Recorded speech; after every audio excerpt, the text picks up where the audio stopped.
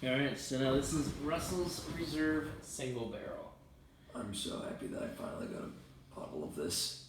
All you need now is a store pick. Yeah, I'd love it for them to actually, last longer than 5 minutes on the fucking website. Yeah, they last shorter.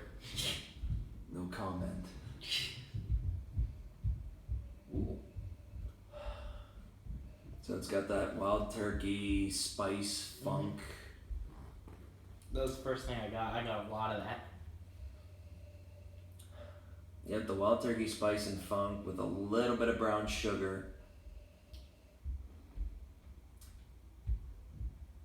Yeah, I mean it's hard to describe it otherwise because wild turkey just has that like vanilla, spice, funky nose to it.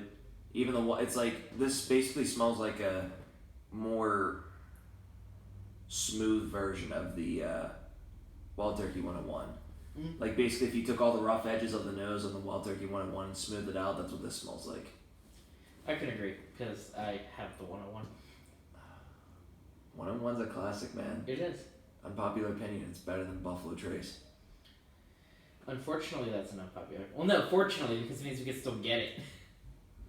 No, I think the wild turkey makes so much fucking wild turkey 101 that even if everybody loved wild turkey 101, we wouldn't have the same issues with it. Very fair.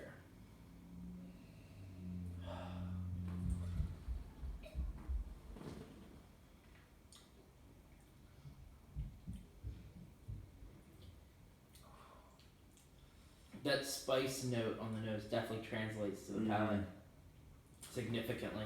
So, the spice, the funk, it's kind of like a little bit of peanut, but not exactly peanut. Not in the way that Jim Beam is peanut. You can definitely tell it's a high rye. Yes. Well, no.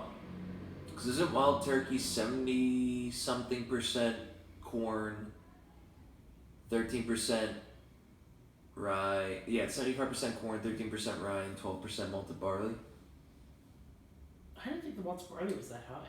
I think it is. I could be wrong, but I think it is.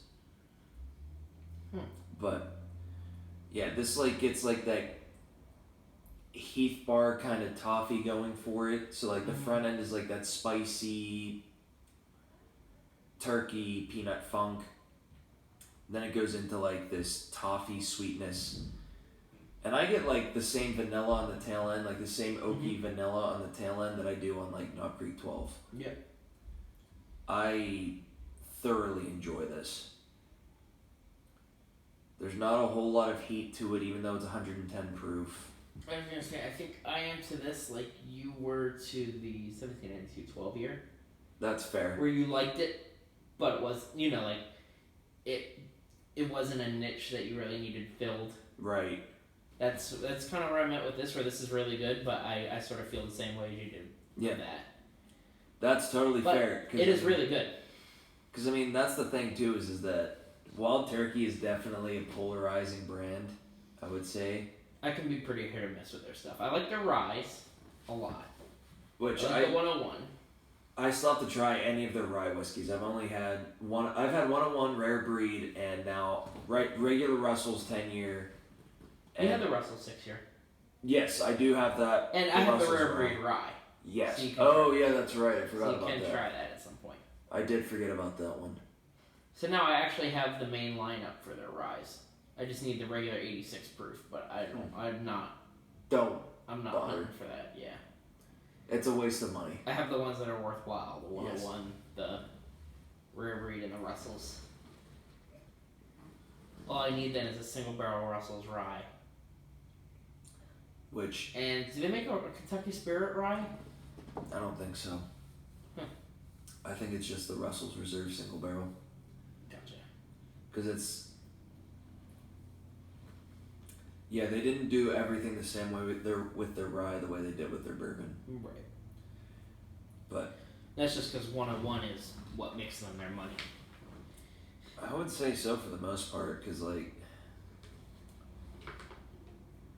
Well, no, because Russell's Reserve is Russell's Reserve is supposed to be like the niche quality one, because the way they marketed Wild Turkey is like people don't associate quality necessarily with Wild Turkey, so Russell's Reserve was like their solution for that because you look at it, it bears no resemblance to Wild Turkey whatsoever. Then you taste it, and it's like the parts you wanted to keep from Wild Turkey. Yeah, it's like this is like the most refined like bottle of Wild Turkey you can get. Yes. I just wish that either this was more readily available, or their small batch was a higher proof. Yeah.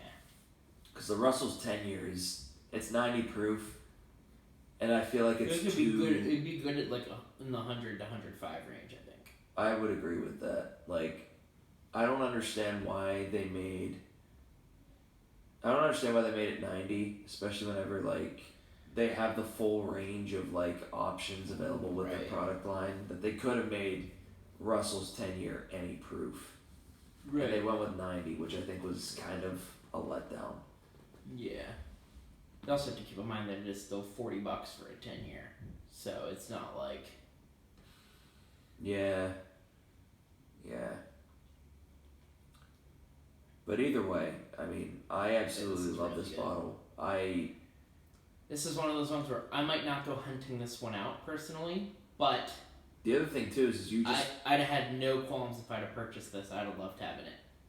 I also think that the other thing too is that this is the standard. A store pick is definitely going to be better. Plus, we don't know if this is a high quality bottle from a high quality barrel or a lower quality barrel. We don't know that. This is true. All I know is that this bottle I got, I thoroughly enjoy. I have no idea if this is considered a honey barrel or not. This is good though. And I probably will never be able to find that out because. Good luck finding another one that's not a store pick at this point. Yeah. I mean, good luck finding a store pick either, but I'm sure if you're hunting for another one, you're going to hunt for a store pick over just another single barrel. Yeah, at this point I was willing to accept whatever because I wanted a Russell's Reserve. I didn't even care if it. Obviously, a store pick would have been preferred, but when the opportunity presented itself for a standard. What did you get this for? Elijah Craig A121. Yeah, that's a pretty even trade. I mean, like, they're both 65. Like, almost any Russell's Reserve you see is going to be 65. I think, like, if you go to, like, some place that has it really cheap, you can get it for 55, but 65 is, like, for the most part what you get. Right. And honestly, I actually think I might take this over A121 anyways. I could probably agree to that. Well, I could see why you would say that. Because, I mean, I do like the A121.